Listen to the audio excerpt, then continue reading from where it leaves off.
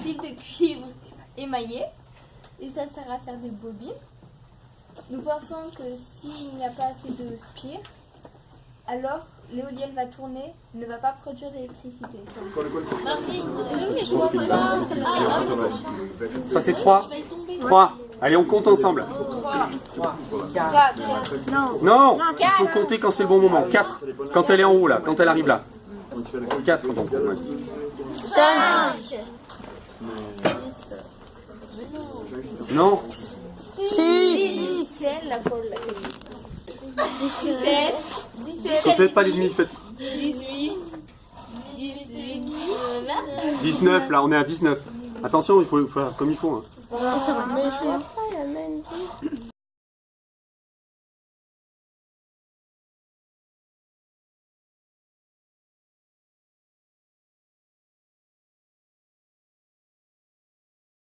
Alors, il y a une bobine de 20 spires, il y en a une de 10. Et on va regarder avec le ventilateur la différence de tension entre les deux bobines. D'accord, et on va... Avec un oscilloscope. Ça permet de voir la tension, mais dans le temps. En horizontal, c'est le temps qui passe. Et en vertical, c'est la tension. Ok. Bon, on ne sait pas si on va voir quelque chose, mais on peut toujours essayer. Il va falloir changer la base de temps. Mais on voit que ça bouge. Vous avez vu, il sait tout de suite quel bouton il faut prendre. Moi, la dernière fois, j'ai essayé, je cherchais, je ne trouvais pas. Ah, pas mal, ça, une belle sinusoïde, hein. Waouh. Alors, Pas tout le monde à la fois. t'arrives à voir l'écran de l'oscillo? Jojo, est-ce que tu peux compter le nombre de carreaux? Alors attention à l'éolienne, hein, quand même. Hein. Sinon, tu vas te faire découper. Alors, on va dire que les éoliennes, ça découpe les oiseaux et les jojos. Alors, voyez en haut, il y en a une. Ce qu'on appelle l'amplitude. C'est-à-dire qu'il faut que tu comptes le nombre de carreaux entre la crête tout en haut et la crête tout en bas. Est-ce que tu arrives à compter? En haut, il y a un carreau et en bas, Il y en a 0. Bon, Il s'est pris un coup dans le c'est dangereux. Tu vois, t'as ton doigt qui saigne. Non, c'est bon. Vas-y. Alors, attends. Là, regardez la courbe et regardez l'éolienne. Regardez quand même. Tu filmes quand même? Donc du coup, regardez quand même. Parce que vous avez vu, l'éolienne, elle a accéléré et la courbe a changé de forme. Et plus ça tourne vite, plus là-bas, on voit... Alors, maintenant, si tu peux compter sans te couper les doigts. il y a un carreau en haut et 2 carreaux en bas. Ça veut dire qu'on n'a pas bien centré la courbe. Mais au total, on a 3 carreaux, tu dis? Alors maintenant, André, est-ce que tu peux nous dire combien ça fait de volts, ça? Oui. On regarde ici la scale. L'échelle, ouais. Il dit 0,2 volts per carré. Chaque carré, il y a 0,2 volts. Donc on a 3 carrés. Oui, c'est ça, hein, Jojo, c'est ce que tu as dit, 3 carrés.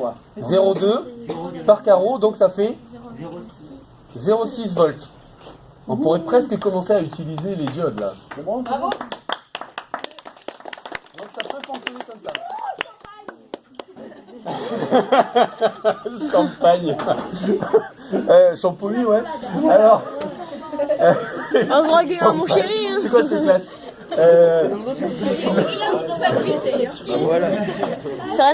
Notre expérience, c'est on veut regarder quoi? Qu'est-ce qu'on veut regarder? L'influence de quels paramètres? Est-ce que vous vous souvenez de l'expérience? Parce qu'il ne faut quand même pas perdre de vue. Hein. Qu'est-ce qu'on veut vérifier? Si quelque chose est important, c'est quoi ce quelque chose? La différence de tension. En fonction de quoi? Quel est le paramètre qu'on va faire varier? Là, on a une bobine de 20 spires avec une éolienne, on obtient 0,6 volts. Qu'est-ce qu'on veut changer? Pas l'éolienne, pas les pales, mais la bobine. Et on veut mettre une bobine qui est comment? 10 spires, c'est-à-dire 2 fois moins de spires. Voir si ça a une influence. Ça se trouve, le nombre de tours, ça sert à rien. Ou ça se trouve, ça change la tension. Donc, on va juste couper. D'accord? Et si on a moins de spires, on va avoir moins de tension. C'est une hypothèse, on ne l'a pas vérifié encore. Mais peut-être que ça, oui, effectivement, c'est peut-être la relation, c'est peut-être le nombre de spires est directement lié à la tension qu'on produit. C'est possible, mais ça reste à vérifier. Chaque fois que vous faites une expérience, il faut avoir une hypothèse et essayer de la confronter, cette hypothèse. On s'en moque de... Si elle a tort, en fait, elle ne peut pas se tromper, parce qu'on ne peut pas se tromper. C'est une hypothèse. C'est pas... On n'a pas encore dit que c'était vrai. On a juste émis une idée. Et on essaye de vérifier. Si ça ne marche pas, ben, on a quand même gagné. En fait, on ne peut que gagner. Parce que tu fais l'expérience, tu te rends compte que c'est pas vrai, et ben, tu dis juste, mon hypothèse n'était pas vraie, elle n'est pas vérifiée. Et puis c'est tout, c'est pas grave. En fait, ce qu'il y a de bien avec la science, c'est qu'on ne peut pas se tromper. Enfin, un peu quand même. Donc là, ça y est, tu as branché Bonjour. Ah ben non, c'est Anna qui l'a fait. Est-ce que tu t'es bien mis sur les parties qui sont dénudées? C'est peut-être que non. On a gratté un petit peu l'émail au bout de la bobine, c'est pour ça qu'il n'y a pas la même couleur. D'accord? Oui, gris. Ouais, il y en a, enfin, moi je vois plutôt couleur cuivre clair et couleur plus foncée. Le plus foncé, c'est là où il y a de l'émail. D'accord? Et donc là, ça ne conduit pas. Si on se met là où il y a pas ça ne conduit pas, on n'aura pas de tension. Et on va arriver à une fausse conclusion. Ah ouais, ça aussi. On peut des fois conclure et on a l'impression d'avoir fait tout comme il faut et finalement, c'est notre mesure qui n'est pas bonne. Oui, oui. Si à un moment ça tourne trop vite, là c'est pas le cas, mais si à un moment ça tourne trop vite et que ça produit trop d'électricité, ça peut faire disjoncter. C'est sur la même idée que tout à l'heure. Mais... c'est bien, lâche pas le morceau. Effectivement, ça, on pourrait avoir trop de tension. C'est pour ça qu'il va falloir choisir le nombre de tours qu'on fait. Comment? Quoi? Non, rien. J'ai vu ici, monsieur, il allait jusqu'ici. Tu peux faire comme 10 000 volts ici, je vais changer rien. Si tu fais, je vais changer rien. Mais c'est fait disjoncter seulement si elle est branchée sur la prise. Mais ici, c'est juste ça branché sur la prise, mais ici tu peux mettre aussi, je sais pas, 55 volts. Pour l'instant, on ne l'utilise pas cette électricité. On regarde comment on la produit, c'est tout. D'accord? On fait notre tour. Alors, on a mis une bobine de 10 spires qui a 2 fois moins de spires que celle de 20 spires. Ça, c'est mathématique. Hein, ouais, et qu'est-ce qu'on veut regarder? On va faire la même expérience, on va voir s'il y a moins de tension que dans celle de 20 spires. Allez, ça marche. Bah, à toi.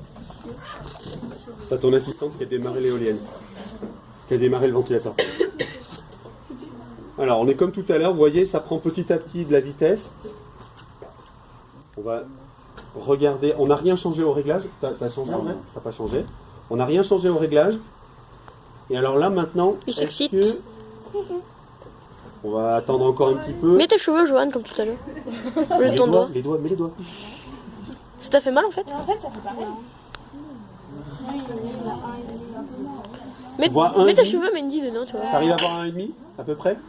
Ça n'a pas tout à fait la même forme, hein, par contre. Hein. C'est pas tout à fait aussi belle sinusoïde que tout à l'heure. C'est peut-être parce qu'elle est encore un peu trop sur les mails.